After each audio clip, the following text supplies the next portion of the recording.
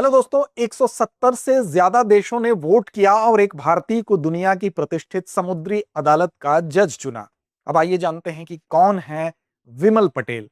साथ साथ क्यों है यह खबर आपके एग्जामिनेशन के लिए भी महत्वपूर्ण। सभी पक्षों को, सभी तथ्यों को जानेंगे इस खबर के आलोक में, क्योंकि विमल पटेल को आखिर वो कौन सी संस्था है जिसके प्रसिद्ध न्यायाधीश के रूप में चुना गया है। तो आइए सभी पक्षों को जानते हैं, सभी पर विस्तार से बात करते हैं।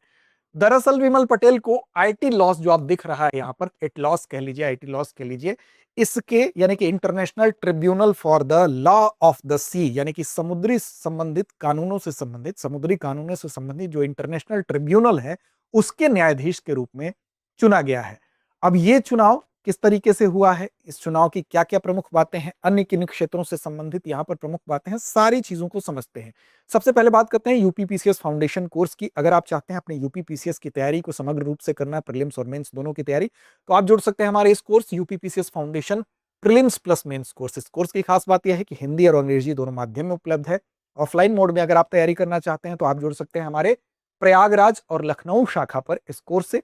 साथ साथ अगर ऑनलाइन मोड में चाहते हैं, जिसकी कक्षाएं क्लासरूम से लाइव होती हैं, जिसमें कि कुल 600 प्लस घंटों की कक्षाएं आपको मिलेंगी। इसमें विशेषता इसकी है कि कोर्स शुरू जब से शुरू होगा तब से 3 साल तक इसकी वैलिडिटी होती है, और साथ साथ 2 साल तक यूपीपीसीएस प्रीलिम टेस्ट सीरीज आपको इस कोर्स के साथ फ्री में मिलता है। अब यहाँ पर इन सारी सुविधाओं का लाभ आप उठा सकते हैं।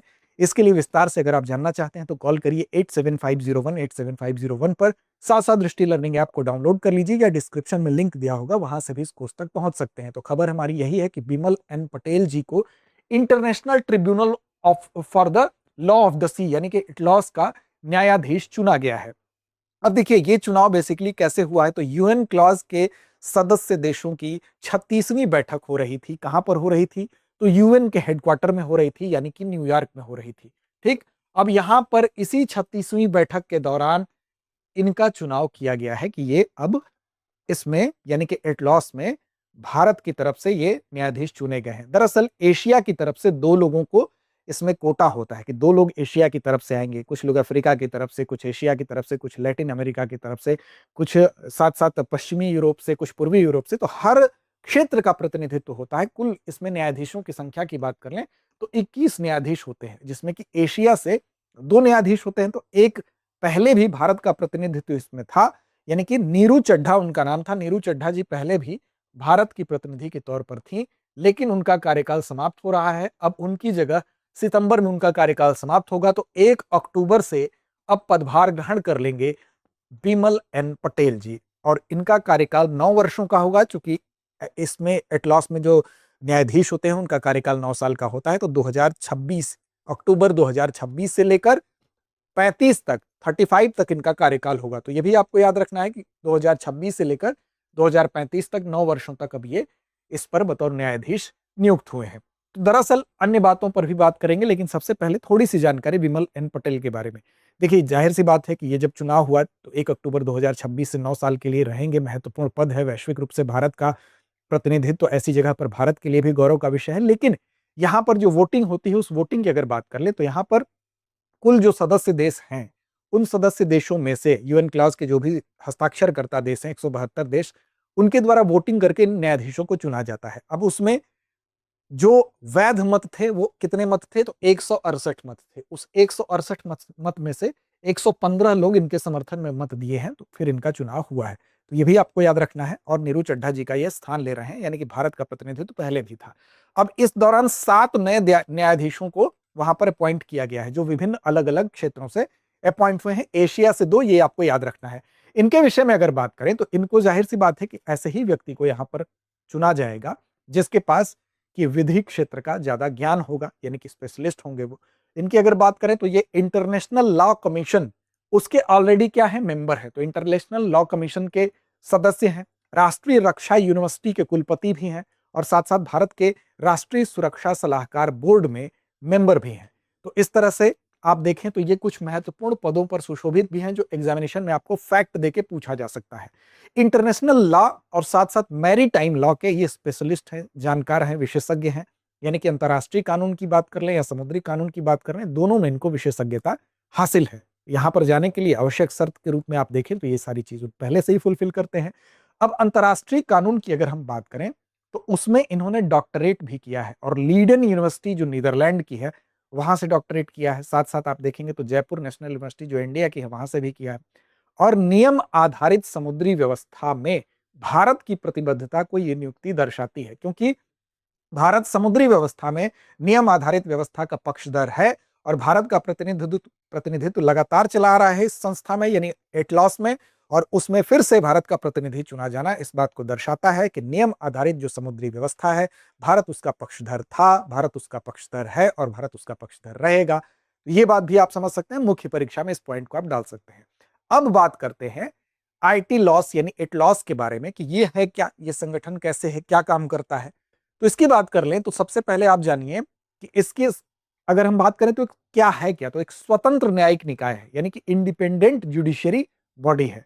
तो ये पहली चीज आप याद रखेंगे कि इटलॉस के बारे में अगर लिखना भी होगा तो आप सबसे पहली लाइन लिखेंगे कि एक स्वतंत्र न्यायिक निकाय है यानी कि इंडिपेंडेंट जुडिशरी बॉडी है और इसकी स्थापना 1982 ये याद रखेंगे 1982 के यूएन क्लॉज, ठीक, यानी कि यूएन क्लॉज जैसा कि आप यहां पर देख रहे हैं उसी के तहत यानी कि UN convention on the law of the sea के अंतर्गत किया गया है। तो 1982 के United Nation convention on the law of the sea के अंतर्गत ही किया गया। इसका मुख्यालय कहां पर है, तो इसका मुख्यालय हैम्बर्ग जर्मनी में है। हैम्बर्ग इसका मुख्यालय भी याद रखेंगे।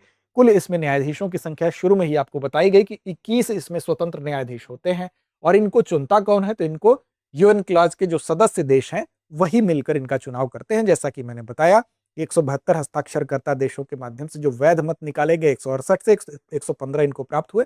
ऐसे ही अलग अलग जिनके जैसे 7 न्यायाधीश चुने गए तो सबके लिए वोटिंग हुई होगी, जिस पर आम सहमति ज्यादा वोट जो पाएगा वो चुन लिया जाएगा। अब यहां पर देखिए इनको अगर हम बात करें तो इनके चुने जाने के अलावा न्यायाधिकरण के में विभिन्न क्षेत्रों का संतुलित प्रतिनिधित्व रखा जाता है। जैसे कि आपको शुरू में ही बताया कि अफ्रीका से भी चुने जाएंगे, एशिया से भी होंगे, लैटिन अमेरिका से भी होंगे, कैरेबियन क्षेत्र और लैटिन अमेरिका को एक में देखिए आप, पश्चिमी यूरोप और अन्य देश, इसके अलावा पूर्वी यूरोप, तो इन सारे क्षेत्रों से चुने जाते हैं। अब यहाँ पर एशिया को कितनी सीट मिली है, तो एशिया को यहाँ पर 2 लोग एशिया से चुने जाते हैं, जिसमें से एक तो भारत के चुन लिए गए और दूसरे कौन चुने गए हैं, तो दूसरे चुने गए हैं वियतनाम से, ठीक। तो वियतनाम से चुन लिए गए हैं और उनका नाम है गुएन लेन, याद रखिएगा गुएन लेन। तो वियतनाम से गुएन लेन, तो एशिया से एक भारत से हो गए बिमल एन पटेल जी और दूसरे गुएन लेन, एन आगे भी नाम है तो गुएन लेन ही केवल याद रखिए। इसके अलावा अगर आप देखेंगे तो 7 न्यायाधीश चुने गए हैं, तो एक घाना से चुने गए हैं, एक ट्यूनीशिया से चुने गए हैं, ठीक, घाना के अलावा एक ट्यूनीशिया से चुने गए हैं। इसके अलावा रूस, ब्राजील और नीदरलैंड, तो रूस से, इसके अलावा आप देखिए ब्राजील से और साथ साथ नीदरलैंड से।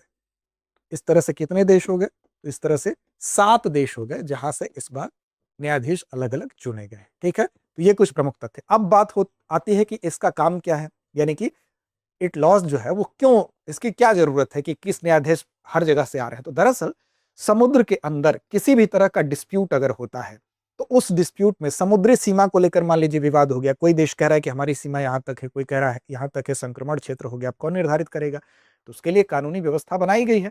अब उसके लिए जो इटलॉस है वो क्या करेगा, इस विवाद का निपटारा करेगा। यूएन क्लास की अगर व्याख्या करनी है, उसका अनुपालन कराना है, कोई भी अगर नियम कानून उसके द्वारा बनाया गया तो उस पर उस गाइडलाइन का पालन कराना है, तो वो भी इसी का काम है, इटलॉस ही वो कराएगा। उसका उल्लंघन होगा तो देखेगा। नौवहन यानी कि नेविगेशन से संबंधित कोई भी डिस्प्यूट होगा तो उसमें इसकी जिम्मेदारी होगी। समुद्री संसाधनों का कहीं अगर ज्यादा दोहन हो रहा है तो उसका संरक्षण करना, उसका प्रबंधन इस तरीके से करना कि सस्टेनेबल हो सके, यानी कि समुद्री इकोसिस्टम को भी नुकसान न पहुंचे और वहां पर व्यापारिक गतिविधियां जो चलती हैं या आर्थिक गतिविधियां जो चलती हैं वो भी सुचारू रूप से चल सके। साथ साथ समुद्री वैज्ञानिक अनुसंधान जो होते हैं, उन अनुसंधानों से जुड़े मामले में भी किसी भी तरह का डिस्प्यूट होता है तो उसका निर्णय करने का काम भी इटलॉस करता है। यानी कि कुल मिला के समुद्र से संबंधित, जिस तरह से सुप्रीम कोर्ट हमारे देश के बाउंड्री के अंदर कोई भी चीज होगी तो उस पर न्याय करने के लिए शीर्ष संस्था है, उसी तरह से हम कह सकते हैं कि वैश्विक समुद्री तंत्र में अगर किसी भी तरह की कोई दिक्कत होती है तो इटलॉस क्या करता है, उसके लिए न्याय देने की प्रक्रिया इन्हीं 21 न्यायाधीशों के माध्यम से करता है, ठीक। और इसका प्रोविजन किसके थ्रू किया गया, तो इसका प्रोविजन 1982 में यूएन क्लास के अंतर्गत किया गया, ठीक। तो ये कुछ प्रमुख बातें थी जो आपको एग्जामिनेशन के लिहाज से याद रखनी है। अब जिम्मेदारी आप पर छोड़ते हैं, जवाब आप दीजिए कमेंट बॉक्स में इस अभ्यास प्रश्न का। अंतरराष्ट्रीय समुद्री कानून न्यायाधिकरण का मुख्यालय कहाँ स्थित है, यानी इटलॉस का मुख्यालय कहाँ स्थित है? विकल्प आपके सामने है, Geneva Switzerland, New York America, Hamburg Germany या नेग यहाँ पर हेग नीदरलैंड। तो क्या होगा इसका सही जवाब? कमेंट बॉक्स में जवाब दीजिए। लड़ते रहिए, अपने लक्ष्य की ओर बढ़ते रहिए, रिवीजन जरूर करते रहिए और लाइव सेशन लेकर आते हैं हम 9 बजे इसी चैनल पर। उससे जुड़िए अपनी डेली करंट अफेयर्स की तैयारी के लिए। साथ साथ चैनल को सब्सक्राइब नहीं किया है तो कर लीजिए। फिर मिलते हैं किसी नए और इंटरेस्टिंग टॉपिक के साथ। अब एग्जाम की तैयारी को और बेहतर करने के लिए हमारे चैनल को लाइक, शेयर और सब्सक्राइब करना ना भूलें।